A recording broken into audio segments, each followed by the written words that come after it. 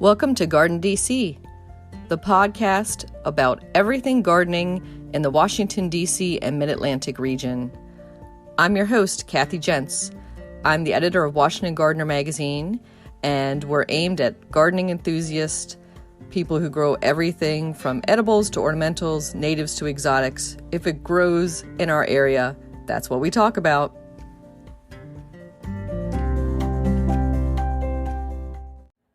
Welcome to episode 161 of the GardenDC podcast. In this episode, we chat with Dwayne Pancoast, author of The Geriatric Gardener, all about adaptive gardening. The plant profile is on the Franklin tree, and we share what's going on in the garden as well as some upcoming local gardening events in the What's New segment. We close out with the last word on French drain systems with Craig McManus, host of the Garden Question podcast. This episode, we're joined by Dwayne Pancoast. He is the author of The Geriatric Gardener, Adaptive Gardening Advice for Seniors. Welcome, Dwayne. Thank you, Kathy. I'm glad to be here. Great to have you on. So this is a topic that's of concern to all of us who are going to be aging, knock on wood, that we get to that level of gardening. That's everybody. That's everybody. And also, adaptive gardening applies to a whole other swath of the population. So we'll get into that in a little bit. But before we get into everything adaptive gardening, let's talk a little bit about you and your horticulture and gardening journey, Dwayne.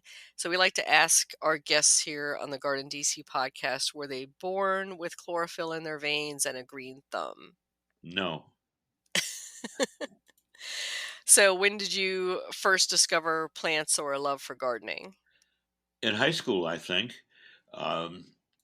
I applied to only one college. It was called the New York State College of Forestry at the time. Now it's the State University of New York College of Environmental Science and Forestry. And it's part of Syracuse University.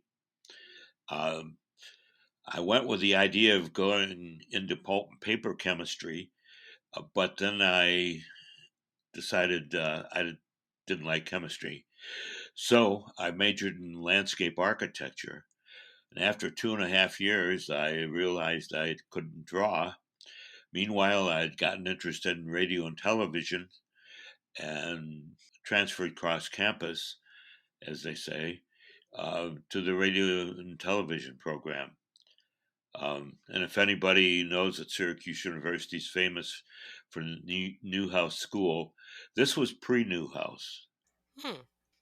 Yeah, I was going to ask, without getting too personal about your age, I think you're in your early 80s? No, I'm 84. I'll be hitting the mid-80s in November. Okay. So, well, that dates you a little bit on that. And so once you graduated from college and with a radio television specialty, how did you come to horticulture? In 1970, I was working for a public relations firm here in Rochester, New York, and the largest residential tree and landscape company's owner decided it was time to hire a public relations firm. And he went to high school with my boss. And his name was Ted Collins. And Ted liked the fact that he didn't have to teach me about how plants grow. So we got together weekly for breakfast, and we could throw ideas back and forth. And I got to the point where I was working for tree and landscape companies all over the country, as well as some of their trade associations and their suppliers, manufacturers who were supplying them with such things as lawnmowers and handheld power equipment and stuff like that. And I'm still actually working with another tree and landscape company here in our area, and then also one in New Jersey. I turned my firm in 1985. I started my own public relations and marketing communications firm, and Mm-hmm. one of my sons joined me in 1998, and I turned it over to him in 2022. But I still do writing for him in horticulture, and I got involved with GardenCom back in 1985 because my client Ted Collins was president of the American Society of Consulting Arborists that year, and a gentleman by the name of Jack Siebenthaler was the executive director of the American Society of Consulting Arborists, but he was also um, one of the officers in what was then the Garden Writers Association of America. And he suggested to Ted that he join GWAA. So I said to Ted, since I write everything that you uh, gets placed over your byline, I think I ought to join too. So he stayed in for a year, and I've been in ever since. Mm.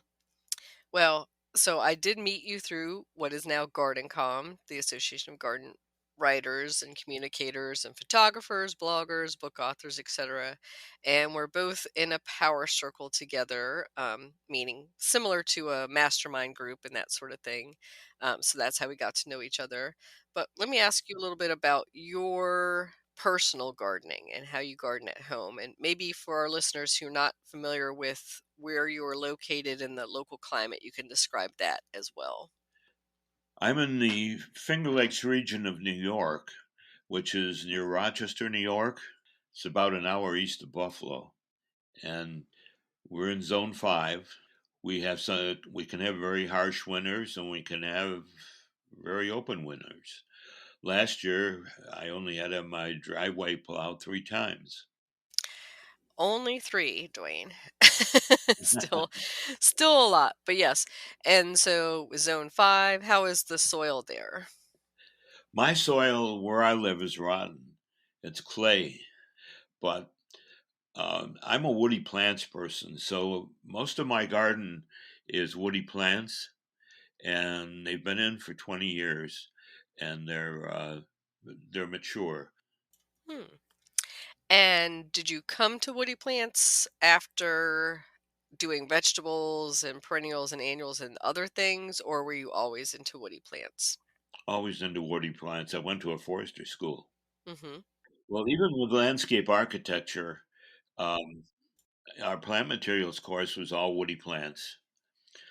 In fact, in my bookcase next to me here, I still have Donald Wyman's Trees for North American Gardens, I believe it's called, and Shrubs and Vines for North American Gardens, right Mm-hmm. next to Michael Durer's Woody Plants book. Great. And so, after your couple of decades with the PR firm and working with horticultural companies, what drew you to the topic of adaptive gardening? Well, I knew I was going to be turning the firm over to my son, but I don't want to. I didn't want to retire. Uh, I guess I'm quasi-retired at this point.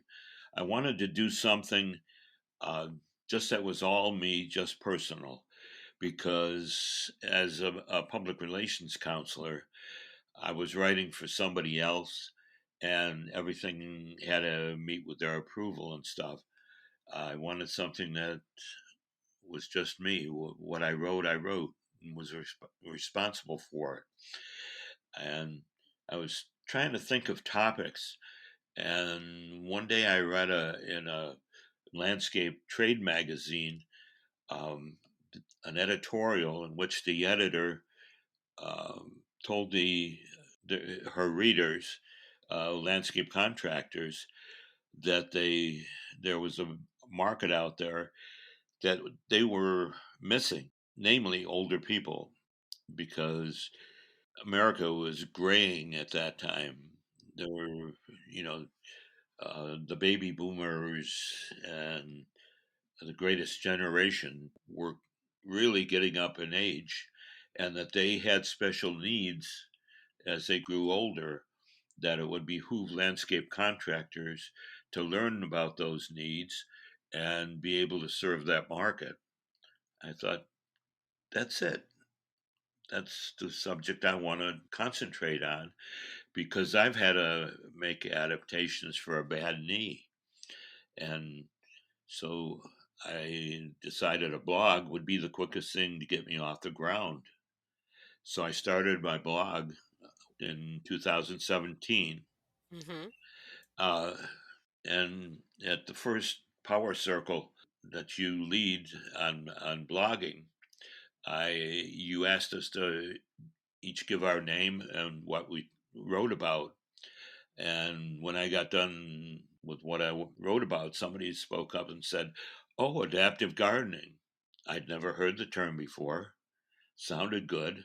So after the Power Circle meeting, I Googled it, and sure enough, it's the term that describes exactly what I do. So Yeah, let's go into adaptive gardening and the definition of it and the groups it would apply to. let's start with the groups that it would apply to. Uh, the most immediate are people who are aging, people who have found that they can't do quite as much in the garden as they could and are considering maybe they have to give up gardening, but also younger people who, if they adopted some of the gardening techniques of adaptive gardening now while they're young, they may not face some of the problems that people like me are facing. And adaptive gardening, the definition, I don't know as there is a definition per se, but I always use adapting your garden and your gardening to your changing needs. Now, some people may define that as, well, my knees hurt, so Mm. I'll just throw on a pair of knee pads. But it's far more than that. The first thing we have to do is realize that we're getting old. I got into old age kicking and screaming because I thought I could beat the odds, but I didn't. And nobody's going to. In addition to getting knee pads um, and products like ergonomic tools and stuff like that, there's a psychological part of it, not just an attitudinal part, but also such things as time management. Even if you aren't feeling endurance problems in gardening now, it's a good idea to manage your time. Hmm. Um, Plan your gardening for a day and take blocks of work and blocks of rest, and start out the day with the most strenuous activity that you're going to do that day. Take the break when it's comfortable. Figure out how long you can work comfortably in a work block. 20 minutes, a half hour. If you're younger, maybe even an hour. But when it's time to take that rest break, then do it. Don't say, oh, I can keep going. Those of us in my age group, we were taught when you start a project, finish it and stick with it till it's done. Well, in adaptive gardening, that goes out the window because when you're done with this, let's say 20-minute break of your strenuous activity, you take a rest break. Then, when you go back to the next activity session, go to a less strenuous. And throughout the day, go to less strenuous. It's going to take you more time to get all of the done, or it's going to seem like it does. But I bet you if, for example, you're going to work on your vegetable garden for the whole day, at the end of that day, you're not going to be very productive because you're going to be slowing down to a crawl. Where if you do that work on the vegetable garden first thing in the morning and then go to something less strenuous, you'll be fresher each block And probably when you add up the productivity, you'll be more productive. And when you take your rest breaks, set the clock on your phone or take a kitchen timer so that Mm-hmm. when it goes off, you take a rest break. Mm. If your garden's small enough, you can get back to your patio or deck for a rest break. Um, if it's a large garden, maybe not want to walk back to the patio, so you let the rest break slide. You don't want to do that. Mm-hmm. Take and make an area out near the garden for a rest.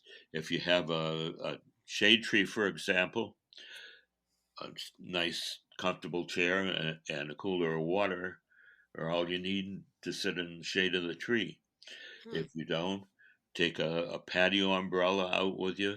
Or if you have one of these easy ups like they use for festivals, take that out.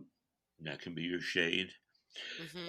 And hydration is important. Take that cooler of water and drink and drink and drink Mm. because dehydration has many health consequences. I can always tell when I'm dehydrated because my balance goes wonky. Mm-hmm. Yeah, I think that's so important for any gardener, not just as an aging gardener or somebody needing a little bit more physical assistance in the garden. And I love the tip about the kitchen timer because I've always taken a kitchen timer out in the garden just because you completely lose track of time and you don't want to get your Right. phone or your watch dirty or something like that or lose it out in the garden. But, a surplus extra kitchen timer is a great thing to have in your garden tool bag. Well, I never had to worry about that because I have a significant other who has problems with temperature, high temperature. So she always made sure I took my breaks. But now I don't do much outside Mm. because I had a stroke in 2020 Mm-hmm. and I use a walker. So that it makes it difficult. Mm-hmm. And I'm lucky enough to have a landscape contractor who, a lawn mowing guy actually, uh, who has a group who also does landscape maintenance. So they do spring, summer, and fall cleaning and weeding for me. Mm-hmm. And I usually sit out and watch them. They they aren't great on their plant material knowledge. Yes, I was going to say it's help in the garden is one of the things that I would think adaptive gardening would really recommend to people to seek help when they've been doing it all themselves. But Yes, you can't let somebody usually in your garden without working side by side with them, I find, just to right. ID the plants because the second you turn your back, that's when they take out the seedling that you've been trying to grow for 5 years. Right. And then just this last spring, I had a couple of trees mulched, and I wanted to make sure he didn't make mulch volcanoes on me. And one of them was my prize ginkgo tree, which brings me to another subject, and that's downsizing. Downsizing can be traumatic for most people. Hmm. And so when you're deciding to do that, one of the ways that can make it less traumatic is to take something from your old garden with you. A plant that you love in particular. In my case, it was a ginkgo tree, 20 foot tall, I think it was 4 inch caliber ginkgo tree. I had gotten it for free because my son worked did a college internship with a tree in there with a landscape and garden store locally, and they were going to throw this out because it had a frost crack, and he asked if he could have it. And so he brought it home. We planted it, and it grew beautifully. And so when we left our half-acre lot and big house for a quarter-acre lot in a single-story house. Um, my client, my tree and landscape client, had a big tree mover, truck-mounted tree mover.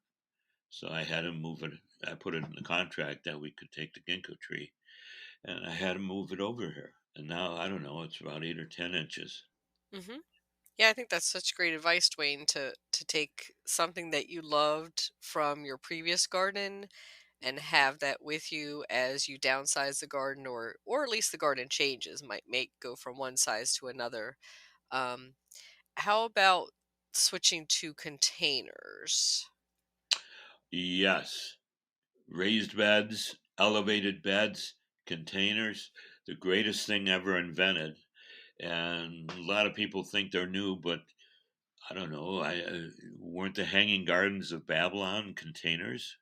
I'm particularly partial to elevated beds, which are like big planter boxes on legs, because I can sit there and do my gardening.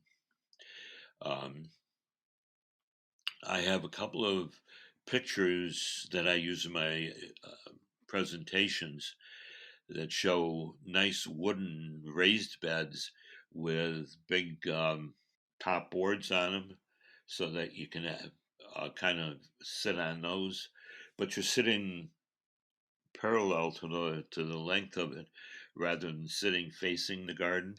So Hmm. that's why I like the elevated beds. And you can get raised beds, elevated beds, and containers in so many materials today: wood, metal, plastics. I use a lot of containers.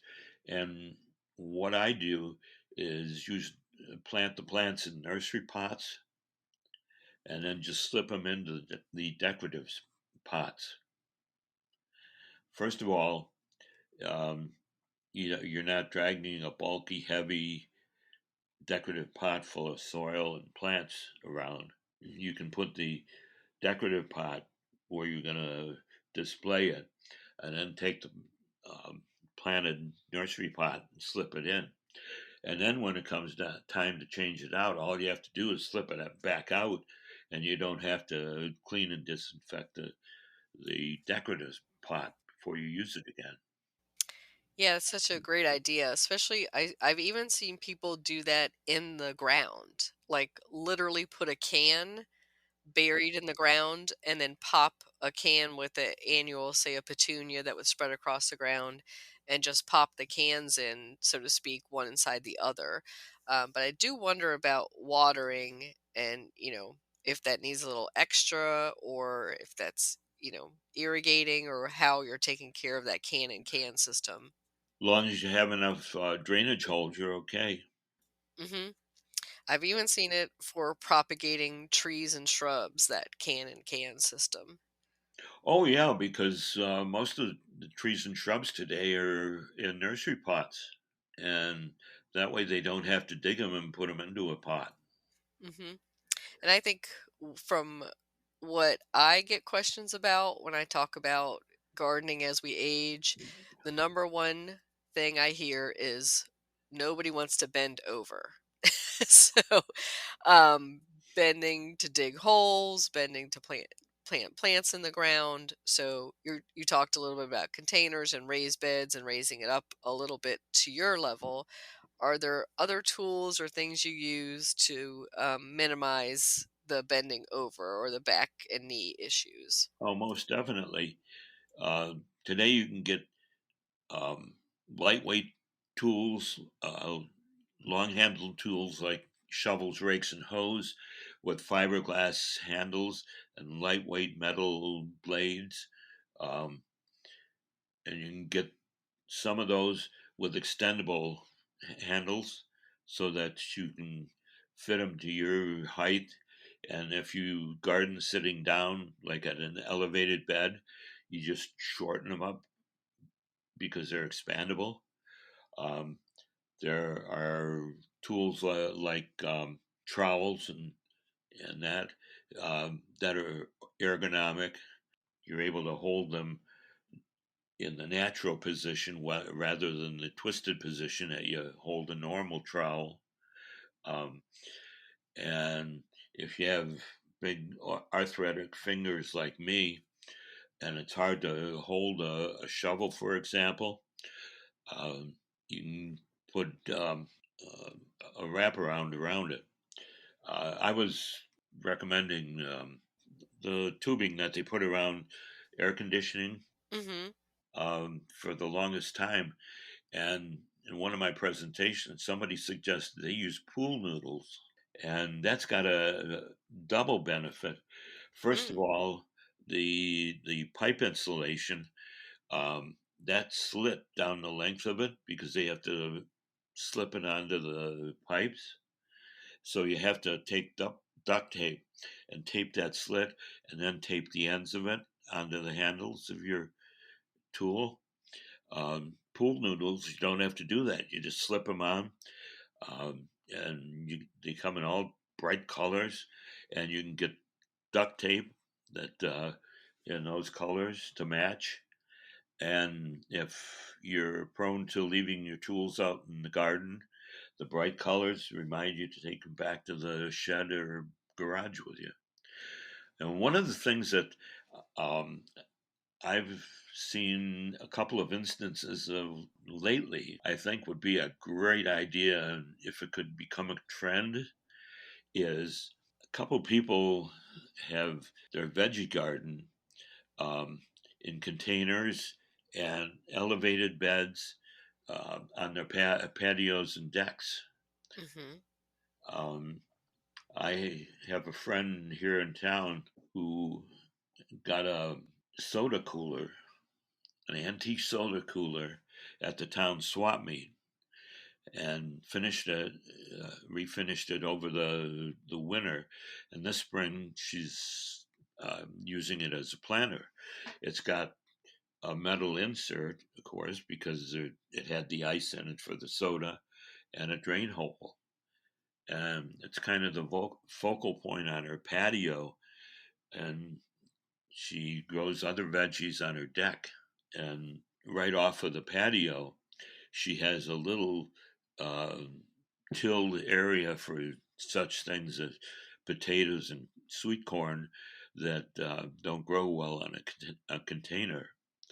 And then a relative of mine in Buffalo, they have their uh, container and elevated beds on the patio that surrounds their above ground pool. Why go out to the back 40 for your veggie garden? You have Mm-hmm. to walk all that way to tend it. Uh, you have to drag the hose out there to water it. You have to walk out there to harvest it. You do it in the containers, and then all you have to do is walk out the back door, and there you got tonight's dinner. And if you have some flowers growing out there too, not only do they add color, but they smell nice while you're picking your tomatoes. Yeah, I think that's when past generations called it the kitchen garden because it Yeah. was literally outside the back kitchen door. So much more convenient, right? And hopefully that's where your son is. So I think that's really the reason why where the veggie garden is for a lot of people is just that's where their full sun is. But if you can make it close to the house, you can make it close to that back kitchen door, even better. And so you just mentioned the next topic I was going to ask you about, which is dragging those heavy hoses around. So, what are your adaptive gardening tips for watering and reducing the amount of hose dragging? Soaker hoses. I'm I've got three of them buried in various places around here, and you bury them in the mulch. Soaker hoses are made out of porous black rubber. They're recycled uh, tires, so you're helping the environment, and it's like a poor person's drip irrigation. The water just seeps out of the hoses. There's a picture of that because that's a subject that I just posted yesterday on my blog, Summer Watering for the Senior Garden. And it's a close up of you can see the hose in the mulch and the water oozing out of it. Mm-hmm. You just turn the tap on about a quarter turn. If you turn it any more, the pressure is going to split that porous rubber. But they're great because you can just couple them together and you snake them around that garden. Then they come with a plastic uh, thing that goes on the end, like a stopper. It screws on the end. Mm-hmm. So that's the way to go. Fortunately, we have a big lake, Lake Ontario to the north, and Finger Lakes to the south. So it's not very often that we need to water. Mm-hmm. Very fortunate. But I would think with the soaker hoses, that kitchen timer would come in handy as well, so you don't forget that you leave it on those plants for an hour or so. Right. And it'll start coming to the surface when you have watered it sufficiently, though. Mm-hmm. That's if you remember to go and check on it. That's true. And you just don't totally forget. But yes, so that takes care of some of the in-ground watering. What about container gardening? Well, containers you have to water. I've never tried the self-watering containers, um, but everybody tells me they work well. I've just um, been able to sit on the patio and use a hose. Mm-hmm. You have to water more often with container gardens. Mm-hmm. Yeah, I was gonna say that, or you could put together a small drip irrigation system and group the pots together. Probably be Right, the easiest way. right. Yep. And hand watering, of course, always works, but a little more effort because water is, I think, liquid in general is your heaviest element in the garden. Yes. And speaking of heavy stuff in the garden, one of the probably the second most prevalent problem next to bad knees is bad backs. And some ideas for people. Number one, remember what you got taught as a kid to lift with your knees and legs, not your back. When you mentioned people don't like to bend over, good, because you're not supposed to. And when you lift something, lift it with your legs. Don't put it up high above your head if you can help it. Uh, and if you can't help it, get somebody else to help you put it up because that can really be bad for senior citizens. It's going to send you to the chiropractor. And even if you're putting something on a table or a bench, something that is bulky, bring it up to your waist, then stop and catch your breath, and then go the rest of the way. And if you've got stuff to take out from your car to your garden, back garden, for example, fertilizer or bags of mulch, don't carry it. Use either a coaster wagon or a garden cart or a wheelbarrow. If you use a wheelbarrow, it's better to use a two-wheel one than a one-wheel one. Um, and it's better to pull them than to push them. It takes less effort and it's better, easier on your back. Hmm. But you mentioned before too, asking people to help. Asking people to help is not something that's bad, especially for senior gardeners. And the place to start is with family. Um, that's how we get the next generation of gardeners. They aren't necessarily born with chlorophyll in their veins. Um, they learn from you. Don't just bring them in to do the weeding or the grunt jobs that you don't want to do. Actually, buy some plants that are just for them and give them a section of a raised bed that they can grow and maintain and uh, harvest the either the veggies or the flowers, and then they'll be more than happy to do it. Or if you're a member of a garden club, get together a garden club work party and serve pizza or hamburgers at lunchtime. And one of my Facebook friends did that a couple of weeks ago.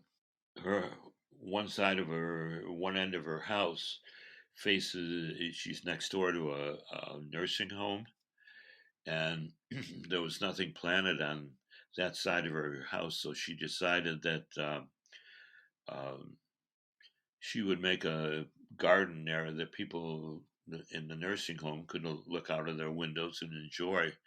So she got together all her Facebook friends, and they were going to work in the morning, and then she was going to serve them lunch.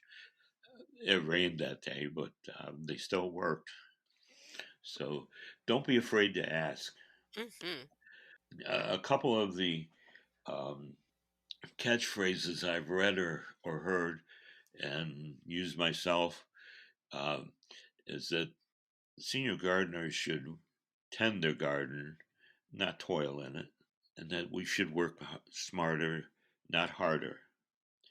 And also embrace imperfection. Nature isn't perfect. If nature were perfect, we wouldn't be having this conversation because our knees wouldn't wear out, our backs wouldn't wear out, and we wouldn't have health problems. Hmm. And also, um, if you look at, uh, take a walk through a forest where all the trees are in perfect rows, nature didn't plant those, people planted them. And they planted them for a reason, for um, power poles or lumber or pulpwood. Nature, the seed grows where it's dropped. And the back of my house here, there's a hill, and I had it graded for the landscapers to put plants in, going up the hill, but then uh, just a flat mesa on the top. And originally, I kept it meticulously weeded and mulched and everything. But as it got harder um, for me to get up that hill, I let it go natural. And nobody ever said anything when I was working my fanny off, um, doing all the mulching and weeding. But now they look at it and say, "Oh, that hill looks nice." So embrace imperfection. Yes. That's a very good point. And then, you know, as your eyesight starts to dim a little as you age, I think we see things in more, of a glossy, through our eyes. You're not seeing all the little pinholes in the leaves. So it's actually Right, a good thing in the garden. right. The only bad thing about that hill, it's got poison ivy and wild morning glory vines growing there. My landscaper has to weed those out every time they do weeding, and that's a chore. Um, this landscape company that I use, he he can actually grab poison ivy with his bare hands and pull it out. Wow. I think, I'm not so poison ivy sensitive myself that I could probably do that, but would I do that? No. I'm still not going to take that chance of just grabbing a handful of poison ivy. I feel like you're asking for it at that point. So in our last couple of minutes together, so for adaptive gardening, what are your other main questions or concerns that people usually bring up when you give talks about your book? The funny thing is, I must cover every all their questions because I don't get many questions. The only question I get, in fact, I used this when I was on the GardenCom National Garden Bureau um, book party in the spring. Hmm. The moderator asked what questions we get asked. I can't stand up to speak, so I've got a director's chair. Huh. It's not just your wooden and canvas one. It's a real fancy one from um, Bass Pro Shops, with a pouch for papers and phones and stuff on one side, and a fold out tray and beverage holder on the other side. When I ask for questions, the biggest question I get is, "Where'd you get the chair?" Yeah, I could see why they would want to know that for sure. And so while we're asking of where we can get things, how can people order your book, Dwayne? Uh, they can go to my website, to my blog, uh, the geriatricgardener.wordpress.com, and I have a link at the end of every post. Just click on that. We've purposely kept it inexpensive. It's $14.95 plus shipping. Hmm. And what other resources do you recommend for information on adaptive gardening? Uh, well, if you want to get rid of your lawn, and the best thing to use is ground cover. And I know of a book that's really good. And also, if you downsize and are wondering about how to be creative in your garden, your small space garden, I know of a good book there. It's Cassie's book on ground covers, and Cassie and Terry's book on the urban garden. It says urban garden, but if you live in the burbs or the boondocks, it really has good ideas for that too. And another one that I always recommend is one called Slow Gardening by Mm. Felder Rushing. Hmm. It's not on senior gardening, but it's on being yourself in the garden, making your garden for you, not for your neighbors. And it's Hmm. really a great book. I think I've read it 3 or 4 times. Yeah, I forget about that book, Dwayne. So I think that's great that you brought it up. I think the whole kind of slow food movement had inspired Felder to do the slow gardening book, and it should be much more popular than it is. I think it has some great principles in that book. And so, how can our listeners get in contact you to find out more? Well, I'm on Facebook, I'm on Instagram, and my uh, email is simply my name backwards, pancoastdwayne@gmail.com. Great. Okay. So, after doing several years of adaptive gardening yourself and uh, sharing all these lessons with others through your book and talks, I'm going to ask you, Dwayne, is there a lesson that you don't apply to yourself that you should? No, actually, I am pretty religious about doing the things that I write about, Hmm. and also in stroke rehab, I learned such things as, if you have a bad knee like I do, when you walk up the stairs, you lead with your good leg, and when you go down, you lead with your bad leg. Mm.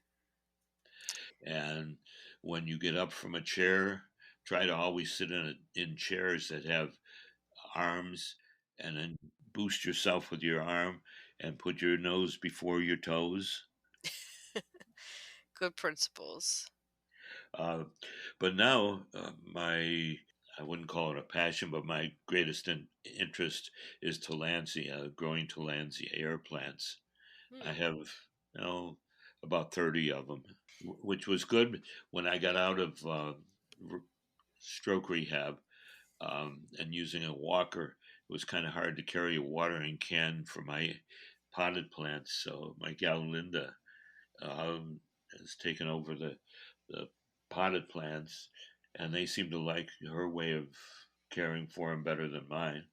Hmm. But I still do the Tillandsia. I've got a kitchen food storage bin that I can carry, well, on the walker. So every other week, I go around the house picking up the plants, taking them to the kitchen, soaking them for an hour and a half or so, and putting them on a special towel that somebody gave me that for Christmas that says, "Sometimes I wet my plants," and let them dry and put them back where they belong.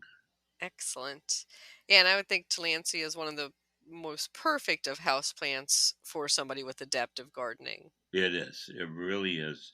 And did you catch at that book party?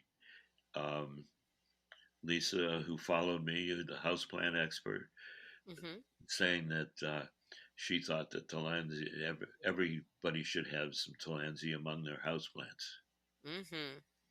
Yeah, excellent. I think that's Lisa Steele with the E at Yeah. the end. Yep. Yeah, Lisa's a great houseplant author and expert, and maybe we'll have her sometime on the Garden DC podcast to talk about houseplants in general.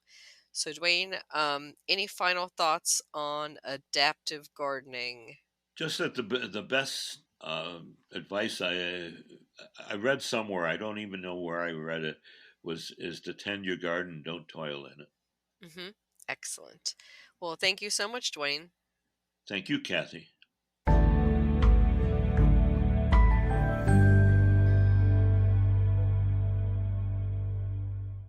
Franklin tree plant profile. Franklin tree, Franklinia alatamaha, is a small ornamental tree or large shrub. It is native to the southeastern United States and is hardy to USDA zones 5 to 8. It is also known as Gordonia alatamaha or Gordonia pubescens. It was named after the founding father, Ben Franklin.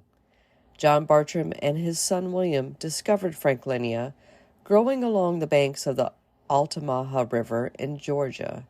The tree is no longer found in the wild, but is available in cultivation thanks to the original seeds gathered by the Bartrams. Franklinia has a reputation for being difficult to grow, and it deserves a place of pride in a collector's garden. It can be propagated from seeds or cuttings taken in early fall, or by layering the lower branches. The fragrant flowers bloom in mid to late summer and are an open camellia-like blossom with its bright yellow stamens at the center of a ring of creamy white curved petals. It is in the tea family and is also related to Stewartia. The fall foliage color is attractive.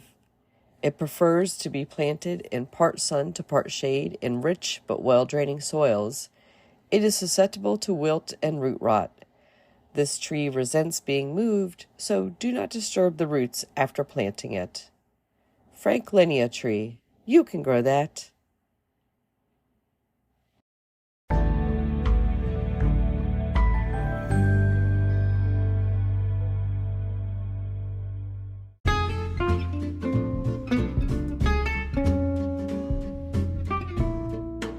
What's new in the garden this week?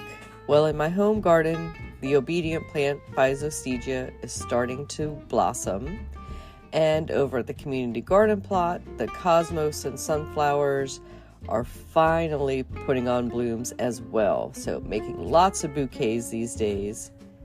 In the local gardening world, don't forget that our garden photo show at Meadowlark Botanic Gardens in Vienna, Virginia closes on August 30th.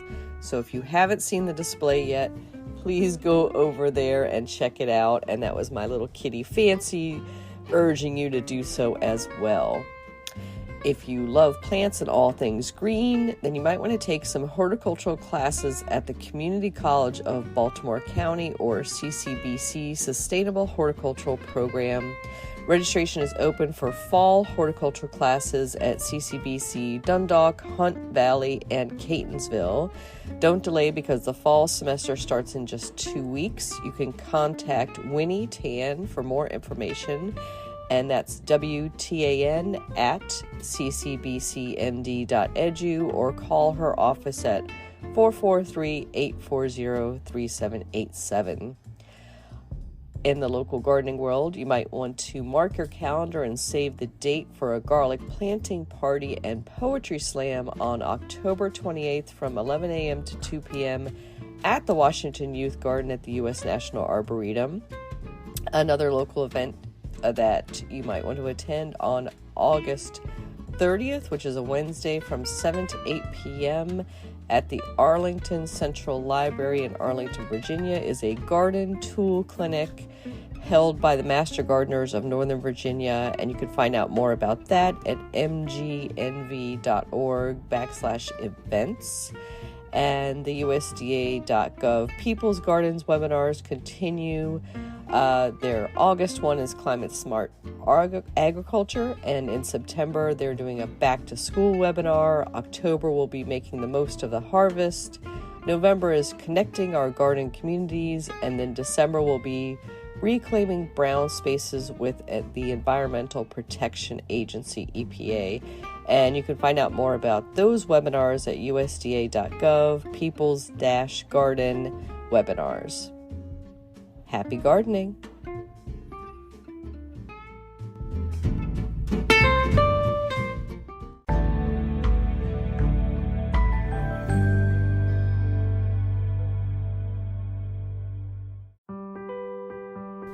Get low-maintenance alternatives to lawns with the new book Ground Cover Revolution by Kathy Jentz.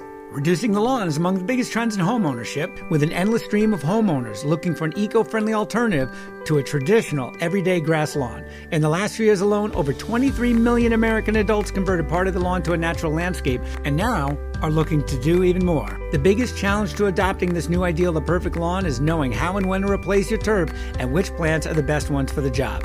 Ground Cover Revolution is here with all the answers you need. Included are 40 in-depth profiles of plants that are perfect choices for replacing a grass lawn. There are options for sun, for shade, for dry and wet sites, and for various climates around the globe.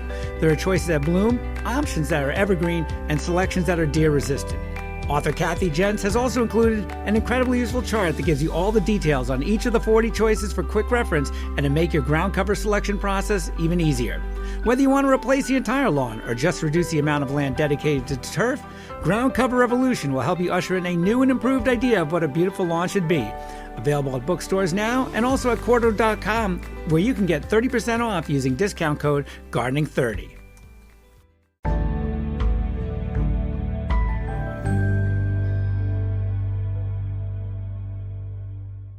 In the new book, The Urban Garden by Kathy Jentz and Terry Spate, you'll find dozens of inspiring and creative ways to grow flowers, shrubs, vegetables, herbs, and other plants in small spaces and with a limited budget. Whether you want to grow on a balcony, rooftop, front stoop, or a tiny urban patio, turn your growing dreams into reality and build a gorgeous and unique garden that showcases your personal style while still being functional and productive. With the ingenious ideas and resourceful tactics found here, you'll be maximizing yields and beauty from every square inch of your space while also making a lush outdoor living area you'll crave spending time in. Whether you're growing edible plants or beautiful flowers, the 101 amazing growing ideas found in the urban garden will turn your tiny urban yard into a treasure trove of green you'll be proud to share with family and friends. Buy your copy today at your local retail bookseller or order it online now at Amazon.com or bookshop.org.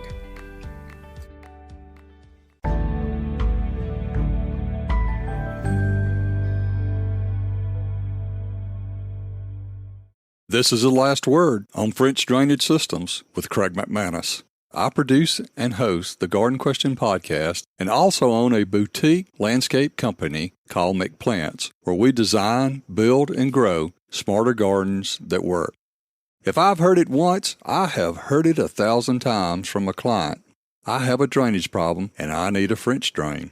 Well, maybe they do. Most of the time, they really don't. Many folks just really don't understand the purpose of a French drainage system, nor do they understand how they work or how to build one. A French drainage system is used to collect subsurface groundwater. You know, water coming from out of the ground to the surface. If this was oil bubbling out of the ground instead of water, you'd be doing a jig and headed for California.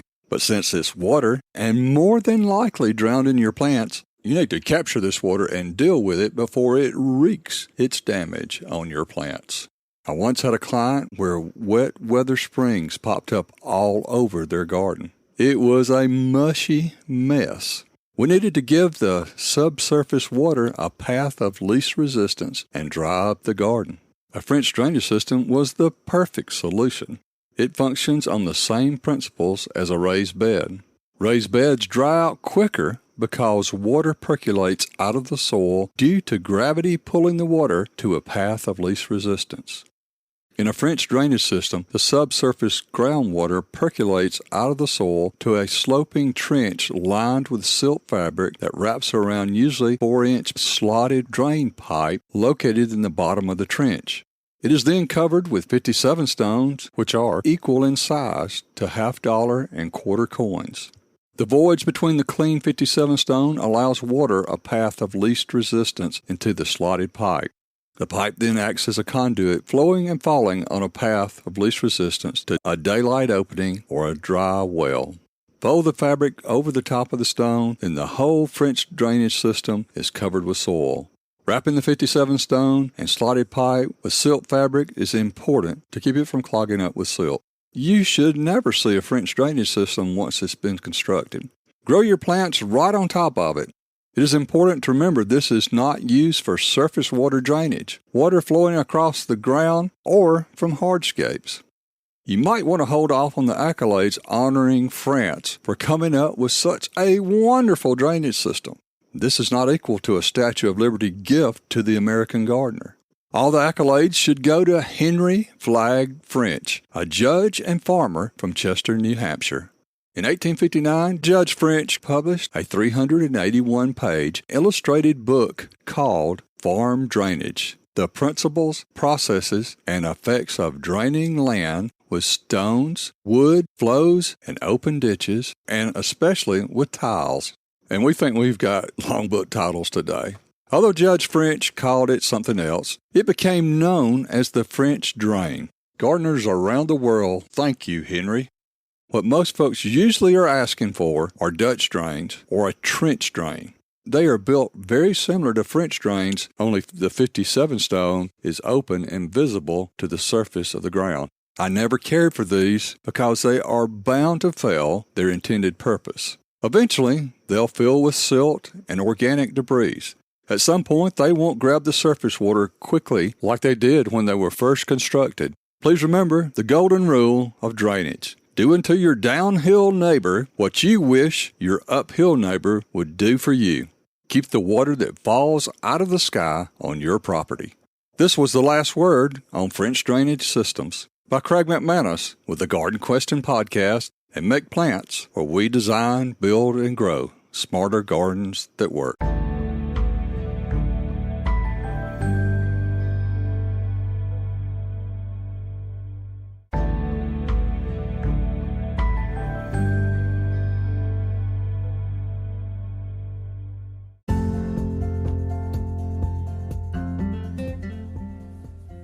Thank you for listening to GardenDC. You can become a listener supporter for as little as 99 cents a month by going to anchor.fm/GardenDC/support. Another way to support this podcast is to subscribe to our monthly digital publication, Washington Gardener Magazine. To do so, go to WashingtonGardener.com. Thank you.